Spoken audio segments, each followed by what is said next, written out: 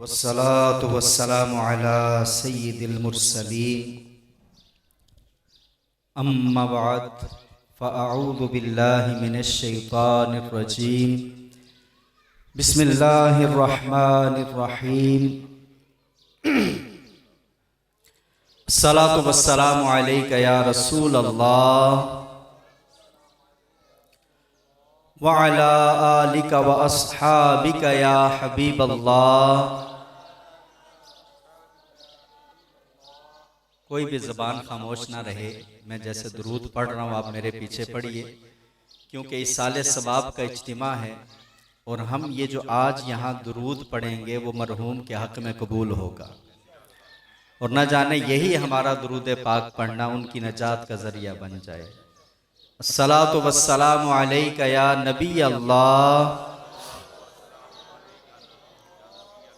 व अला आलिका व अस्हाबिका या नूर अल्लाह। सरकार मदीना करार कल्ब व सीना फैज़ गंजीना साहिब मुअत्तर पसीना बाइस नज़ूल सकीना सल्लल्लाहु ताला अलैहि वालैहि वसल्लम ने इरशाद फरमाया, तुम अपनी मजलिसों को मुझ पर दुरूद पढ़कर आरास्ता किया करो, क्योंकि तुम्हारा दुरूद पढ़ना क़यामत के दिन तुम्हारे लिए नूर होगा। सल्लू अलल हबीब सल्लल्लाहु ताला अला मुहम्मद व अला आलिहि व सहबिहि व बारक वसल्लम। अल्लाह तबारक व ताला कुरान पाक में इरशाद फरमाता है, वल्लज़ीना जाऊ मिन बादिहिम यक़ूलूना रब्बना इग़फ़िर लना व लिइख़वानिनल्लज़ीना सबक़ूना बिल ईमान। इरशाद फरमाया वल्लज़ीना जाऊ मिन बादिहिम, और वो जो उनके बाद आए, यक़ूलूना अर्ज़ करते हैं, रब्बना इग़फ़िर लना, ए अल्लाह हमारी मग़फ़िरत फरमा, वली इख़वानिनल्लज़ीना सबक़ूना बिल ईमान, और हमारे उन भाइयों की जो हमसे पहले ईमान लाए। गोया आज चूंकि इस साले सवाब के इज्तिमा में हम जमा हैं और एक जवान के दुनिया से चले जाने के बाद मुज़म्मिल भाई जो अब मरहूम हो चुके, उनके इस साले सवाब के लिए ये दुआ का एहतिमाम है। तो आज चूंकि दौर बड़ा अजीब हो गया, सोशल मीडिया नौजवान इस्तेमाल करता है, तरह तरह की लोग बातें करते हैं कि मरने वाला तो दुनिया से चला गया, अब उसका ताल्लुक दुनिया से खत्म हो गया, तो अब उसके लिए कौन सी दुआ, कैसी दुआ। तो ये आयत मुबारका जो मैंने आपके सामने पढ़ी, कुरान पाक की ये आयत जो है, ये इस साले सवाब पर दलील है कि रब फरमा रहा है, अल्लाह पाक क्या फरमा रहा है, मोमिन जो हैं, मुसलमान जो हैं, वो अपनी मग़फ़िरत की दुआ के साथ साथ दुनिया से चले जाने वालों के लिए भी दुआ करते हैं, जो पहले ईमान लाए, जो गुजर गए। तो गोया मोमिन जो है वो अपने लिए भी दुआ करता है, अपने से पहले वालों के लिए भी दुआ करता है। और बुखारी की हदीस में हमारे प्यारे आका सल्लल्लाहु ताला अलैहि वालैहि वसल्लम ने इरशाद फरमाया, मेरी उम्मत गुनाहगार कब्रों में दाखिल होगी, जब उठेगी तो नेकुकार होगी। अब बंदा तो गुनाहगार दुनिया से गया, वो नेकुकार कैसे उठा? इरशाद फरमाया, उनके बाद वाले उनके लिए दुआ करेंगे, अल्लाह पाक उन दुआओं के सदके में उसके गुनाह कब्र में मुआफ फरमा देगा। ये तो दुआ है।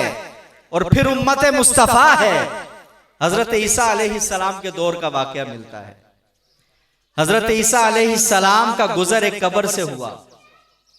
आप अल्लाह के नबी हैं, आपने रब से दुआ की कि या अल्लाह इस कब्र के हालात मुझ पर जाहिर फरमा दे, मैं देखूं तो सही इस कब्र में मरने वाले के साथ क्या मुआमला हो रहा है। अल्लाह तबारक व तआला ने हजरत ईसा अलैहिस्सलाम पर उस कब्र के हालात मुनकशिफ फरमा दिए, जाहिर फरमा दिए। अब हजरत ईसा अलैहिस्सलाम क्या देखते हैं कि मुर्दे को अजाब हो रहा है, कब्र में अजाब हो रहा है। हजरत ईसा अलैहिस्सलाम ने मुलाहिजा फरमाया, तशरीफ ले गए। थोड़े दिनों के बाद दोबारा उसी कब्र से गुजर हुआ। अब फिर आपने ख्वाहिश जाहिर की कि मैं इस कब्र के हालात देखूं, तो अल्लाह पाक ने उस कब्र को आपके सामने जाहिर फरमा दिया, अंदर का हाल जाहिर फरमा दिया। अब क्या देखा कि उस मुर्दे की कब्र जन्नत का बाग बनी हुई है। हजरत ईसा अलैहिस्सलाम ने अर्ज की, मालिक को मौला माजरा क्या है कि थोड़े दिन पहले जिसे अजाब हो रहा था उसने ऐसा कौन सा अमल कर लिया कि अब उसकी कब्र जन्नत का बाग बन गई। अब सुनिए, रब्बे करीम ने इरशाद फरमाया, ईसा ए मेरे नबी, ये शख्स बड़ा गुनाहगार था, इसके गुनाहों के सबब इसे कब्र में अजाब हो रहा था, मगर बवक्ते इंतिकाल इसकी बीवी हामिला थी। इसके मरने के बाद इसके यहाँ बेटा पैदा हुआ। वो बच्चा 4 साल का हुआ। बच्चे की माँ बच्चे को मदरसे में लेकर गई। उस बच्चे से उस्ताद ने कहा, बेटा पढ़ो बिस्मिल्लाहिर्रहमानिर्रहीम। उस बच्चे ने जब अपनी तोतली जबान में बिस्मिल्लाह पढ़ी तो मेरी रहमत ने गवारा ना किया कि जिसका बच्चा दुनिया में मुझे रहमान और रहीम कहकर पुकारे उसके बाप को मैं कब्र में अजाब दूं। उस बच्चे की बिस्मिल्लाह पढ़ने की वजह से मैंने इसके सारे गुनाह माफ कर दिए। अब गौर कीजिए, बच्चा बिस्मिल्लाह पढ़े, कब्र में बाप के गुनाह माफ हो जाएं, तो जब इतने सारे मुसलमान जमा होकर कुरान खानी करें, अल्लाह का जिक्र करें, मुस्तफा का जिक्र करें, तो क्यों ना मरने वाले की कब्र पर रहमतों का नुज़ूल होगा, क्यों ना उसकी कब्र जन्नत का बाग बनेगी। बल्कि हदीस, एक बड़ी प्यारी हदीस मिलती है कि प्यारे आका सल्लल्लाहु अलैहि वसल्लम सहाबा किराम के साथ कहीं तशरीफ ले जा रहे थे। रास्ते में 2 कब्रें आई। आप सल्लल्लाहु अलैहि वसल्लम रुक गए, सवारी से नीचे तशरीफ लाए, दरख्त की सबज टहनियां तोड़ी, एक टहनी एक कब्र पर और दूसरी कब्र पर रख दी। सहाबा किराम ने अर्ज की, या रसूल अल्लाह सल्लल्लाहु अलैहि वसल्लम, ये क्या है? प्यारे आका सल्लल्लाहु अलैहि वसल्लम ने फरमाया कि इन दोनों को अजाब हो रहा है, और अजाब भी कोई बड़ी वजह से नहीं हो रहा। इनमें एक जो था चुगलखोर था और दूसरा पेशाब के छींटों से नहीं बचता था। या रसूल अल्लाह, ये सबज टहनियां क्यों रखी? फरमाया, ये सबज पत्ते अल्लाह का जिक्र करते हैं। क्या करते हैं? अल्लाह का जिक्र करते हैं। जब तक ये जिक्रुल्लाह करते रहेंगे इनके अजाब में कमी होती रहेगी। अब उलमा फरमाते हैं कि अगर दरख्त के सबज पत्ते जिक्र करें और मुर्दे को फायदा पहुंचे, तो जब इतने सारे मुसलमान होकर जमा होकर उसके लिए हाथ उठा दे तो क्यों ना फायदा पहुंचेगा। तो ये इसाले सवाब के जो इज्तिमात होते हैं, ये मरहुमीन के लिए मगफिरत का सबब बनते हैं कि ये मरने वाले के लिए एक सहारा होता है। क्योंकि मरने वाले को अब दुनिया की दौलत नहीं चाहिए, उसको दुनिया की कोई चीज नहीं चाहिए, अब उसे मोमिनीन की दुआओं का सहारा चाहिए। वो इंतजार करता है कि मेरे घर वाले मेरे लिए इसाले सवाब भेजें। और सुनिए सुनिए, जब कोई इसाले सवाब करता है तो हदीसे पाक में आता है, मजमून अर्ज करता हूं कि जिब्रील अमीन अलैहिस्सलाम फरिश्तों के साथ वो इसाले सवाब नूरानी बर्तनों में लेकर, नूरानी तबाक में लेकर उस मुर्दे की कब्र पर जाकर फरमाते हैं, ए फुला बिन फुला उठ, देख तेरे लिए तेरे घर वालों ने तहाइफ भेजे हैं। अब ये सुनकर वो बड़ा खुश होता है। उसके साथी जो करीब वाले होते हैं वो भी देखकर खुशी का इजहार करते हैं, मगर जिनके लिए इसाले सवाब नहीं आता वो परेशान हो जाते हैं। तो प्यारे इस्लामी भाइयों, ये साले सवाब के इज्तिमात जहां बख्शिश का जरिया बनते हैं, वहीं जिस घर में मैयत होती है उस घर वालों को ये इतने सारे लोग जमा होकर तसल्ली देते हैं, क्योंकि मौत जिस घर में होती है ना, वही जानते हैं इसका सदमा क्या होता है। और फिर जवान औलाद का सदमा, ये माँ बाप के लिए बहुत बड़ा सदमा होता है, बहुत बड़ा सदमा। जावेद साहब के लिए यकीनन ये बहुत बड़ा सदमा होगा कि जवान औलाद है, माँ के लिए, बहन भाइयों के लिए, है, चचा मामू रिश्तेदारों के लिए ये एक अजीम सदमा होता है। मगर इस हालत में इस्लाम हमें सब्र की तलकीन करता है। क्या करता है? सब्र की तलकीन करता है। सब्र करें, हमेशा सब्र करें। जब भी कोई मुश्किल आ जाए सब्र करें। आज थोड़ी सी परेशानी आ जाती है ना, हम परेशान हो जाते हैं, सब्र का दामन हाथ से निकल जाता है। और जहां जवान मौत हो जाए वहां पर माज अल्लाह बाज औकात लोग कुफ्रिया जुमले बक देते हैं। मिसाल के तौर पर कहीं जवान मौत हो गई तो लोग कहते हैं पता नहीं अल्लाह पाक को इसकी क्या जरूरत थी कि जल्दी उठा लिया इसको।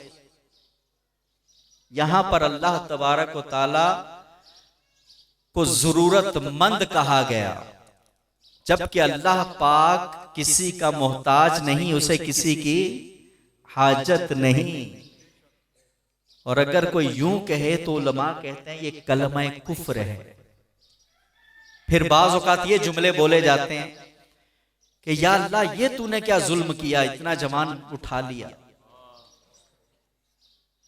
उलमा फरमाते हैं यहां कहने वाले ने अल्लाह को जालिम कह दिया। ये भी दायरा इस्लाम से खतरे में, खारिज, कुफ्रिया कलिमा। तो सब्र करना चाहिए, सब्र का फल बड़ा मीठा होता है। हजरत हसन बसरी रहमतुल्लाह ताला अलैह काबे का तवाफ कर रहे थे, एक बुजुर्ग खातून पर नजर पड़ी, चेहरे पर निगाह पड़ गई। ऐसा चेहरा हजरत हसन बसरी ने पहले कभी ना देखा था। यानी इतना मुतमईन चेहरा, जैसे कभी कोई गम ही ना हुआ हो, कोई परेशानी इस खातून को जैसे हुई ना हो। तवाफ से फारिग होकर हजरत हसन बसरी रहमतुल्लाह ताला ने उन खातून से कहा कि लगता है आपने बड़ी खुशहाली में जिंदगी गुजारी है, आपके चेहरे पर इतना इत्मीनान कि इतना इत्मीनान कभी मैंने किसी के चेहरे पर नहीं देखा। आप कुछ अपने बारे में बताइए। वो खातून कहने लगी कि आप हैं कौन? हजरत हसन बसरी ने कहा कि मैं हसन हूं। वो खातून कहने लगी आप हसन बसरी हैं? उन्होंने फरमाया मैं हसन बसरी हूं। वो खातून कहने लगी कोई और पूछता तो कभी ना बताती, मगर आप अल्लाह के वली हैं, आप नेक हैं, इसलिए आपको बता रही हूं कि मैं जब जवान हुई मेरे घर वालों ने मेरी शादी कर दी, बड़ा अच्छा शोहर मिला, बड़ी मुतमईन जिंदगी गुजर रही थी। अल्लाह पाक ने मुझे 2 बेटे और 1 बेटी से नवाजा, 3 बेटे और 1 बेटी, 4 बच्चे अल्लाह ने मुझे दिए। अब दिन गुजर रहे थे, बड़ी ईद का दिन आया, ईद कुर्बान जिसे कहते हैं। मेरा शोहर जो था वो बकरी कुर्बानी के लिए लेकर आया। अब कुर्बानी के लिए बकरी छत पर ले गया और उसने मेरे 2 बेटे, एक तो मेरी गोद में था 1.5 साल का, और एक जो था वो 12 साल और एक 9 साल का था। अब ये 2 बेटे भी साथ बाप के ऊपर छत पर कुर्बानी में खड़े थे। अब मेरे शोहर ने बकरी ज़बा की, कुर्बान की, गोश्त बनाया, मुझे दिया कि तुम पकाओ, और खुद बाजार चला गया। अब बड़े भाई ने छोटे भाई से कहा कि तुम्हें पता है अब्बा ने बकरी कैसे ज़बा की थी? वो कहने लगा हाँ, अब्बा ने पहले बकरी की टांगे बांधी, फिर छुरी गले पर चला दी। तो भाई ने कहा हम भी ऐसे ही ना करें, आओ जरा देखते हैं अब्बा ने बकरी ऐसे ज़बा की थी। अब वो दोनों छत पर चले गए, छुरी पड़ी हुई थी। अब बड़े भाई ने छोटे को लिटाया, उसके पांव बांधे और उसकी गर्दन पर छुरी रख दी। छुरी बड़ी तेज थी। अब बच्चे का गला होता ही कितना सा है, नाजुक सा गला होता है, उसने यूं ही किया तो शाह रग कट गई, गला कट गया। बच्चे ने एक चीख मारी, खून निकलना शुरू हो गया। अब मां नीचे 1.5 साल के बच्चे को लेकर हांडी पका रही थी।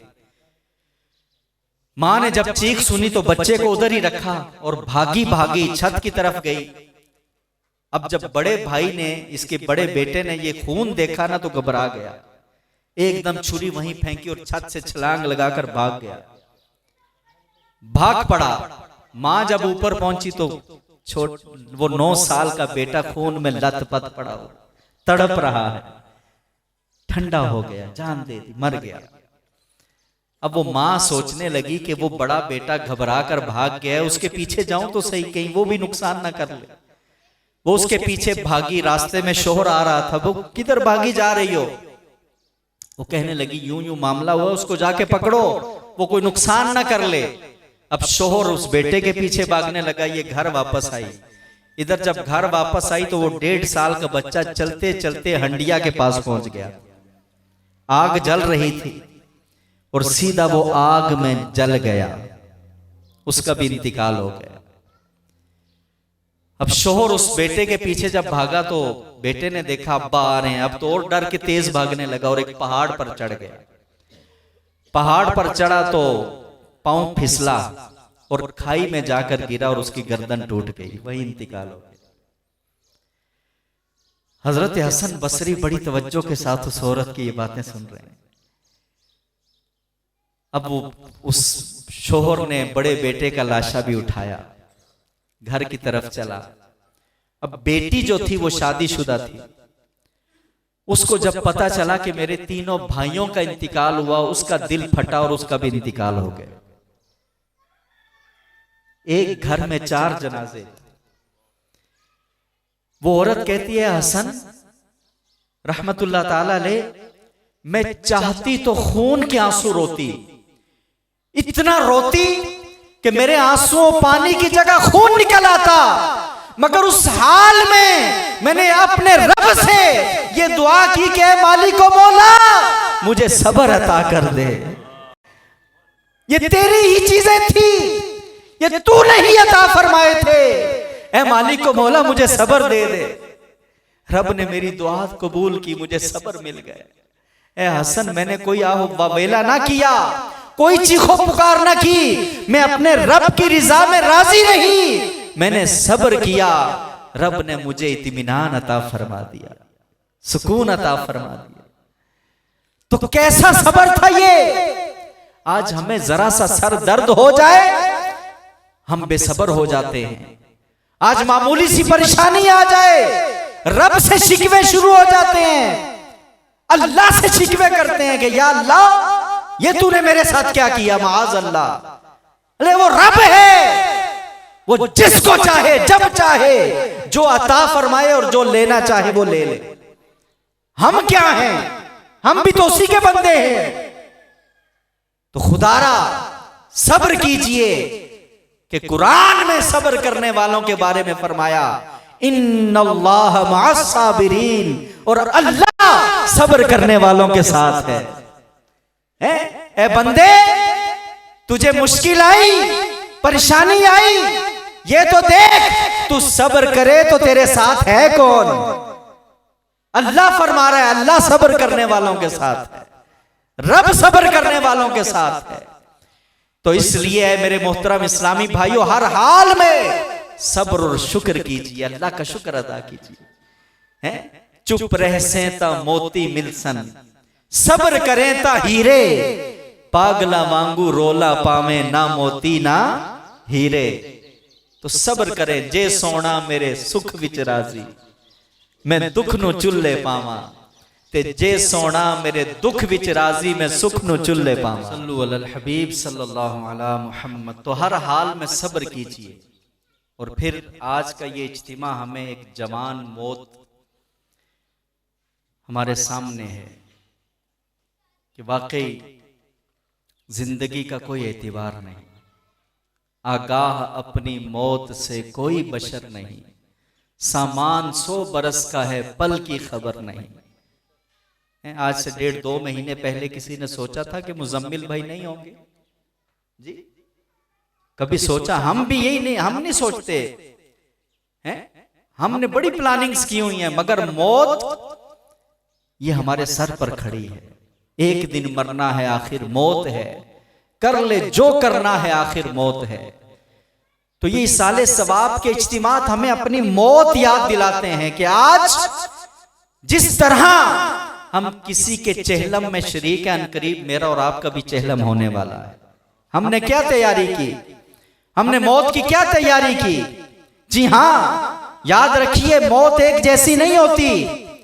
किसी की मौत कलमा पढ़ते पढ़ते होती है और किसी की मौत गुनाह करते करते हो जाती है। ये मौत मोहलत नहीं देती, पता ही नहीं चलता। मौत एक जैसी नहीं है। जैसी जिंदगी बंदा गुजारता है वैसी मौत सामने आती है। जी हां, वाकयात मिलते हैं, किताबों में वाकया लिखा कि एक हॉस्पिटल में एक नौजवान लड़की को लाया गया, बड़ी हालत खराब उसकी, ये समझे कि आखिरी वक्त उसका, और वो गाने गा रही थी, गाने गा रही थी और वो कहती थी मुझे फुला गाना सुनाओ, फुला गाना सुनाओ। ये कहते कहते वो मर गई। उसके घर वालों से पूछा गया ये करती क्या थी? बताया गया कि ये म्यूजिक की बड़ी शौकीन थी, हर वक्त गाने सुनती रहती थी, हर वक्त गाने गाती रहती थी। अब वो मौत के वक्त वही हो गया। अब गौर तो करें। और इसी तरह गुनाह करते करते बाज़ औक़ात मौत आ जाती है। अखबारात में आज से 25 साल पहले, 25-26 साल पहले ये वाक़या छपा था कि पंजाब में गुनाह करते करते एक लड़का और लड़की मौत का शिकार हो गए। गंदी मोहब्बत में मुब्तिला हुए, अपने आप को कमरे में बंद किया। अचानक कमरे से चीखों की आवाज बुलंद हुई। लोगों ने दरवाजा खोला, खोलना चाहा, दरवाजा बंद था अंदर से। अब चीखों की आवाज आना बंद हो गई। लोग कहने लगे शायद खुल जाए, मगर काफी देर के बाद दरवाजा ना खुला तो लोगों ने दरवाजा तोड़ा। फिर जब तोड़ा तो दोनों की काली लाशें अंदर पड़ी हुई। वो गुनाह करते करते एक सांप ने उन्हें डस लिया था। और पंजाब ही का एक वाकया मिलता है, अखबारात में यह भी छपा था कि एक नौजवान बड़ा नेक था, बड़ा नेक था, 5 नमाजें पढ़ता था, मस्जिद में तहज्जुद पढ़ता था, कभी किसी को तकलीफ ना दी, आका करीम सल्लल्लाहु अलैहि वसल्लम से मोहब्बत करता था, सुन्नतों का शहदाई था। एक दिन मस्जिद में खड़ा हुआ और कहने लगा आज रात 9 बजे मेरा इंतकाल हो जाएगा। लोग कहने लगे पागल हो गया, दीवाना हो गया। मगर कुछ लोग कहने लगे है बड़ा नेक, 9 बजे देखते हैं चल के कि वाकई ये सच कह रहा है। अब 9 बजे से पहले लोग इसके घर जमा हो गए, मोहल्ले वाले लोग जमा हो गए, खबर फैल गई कि इसने कहा है 9 बजे मेरा इंतकाल हो जाएगा। अब 9 बजने से पहले ये उठा, वुजू किया, 2 रकत नमाज अदा की, नमाज पढ़ के दुआ वगैरह तौबा इस्तिग़फ़ार करके चारपाई पर चादर लेकर लेट गया।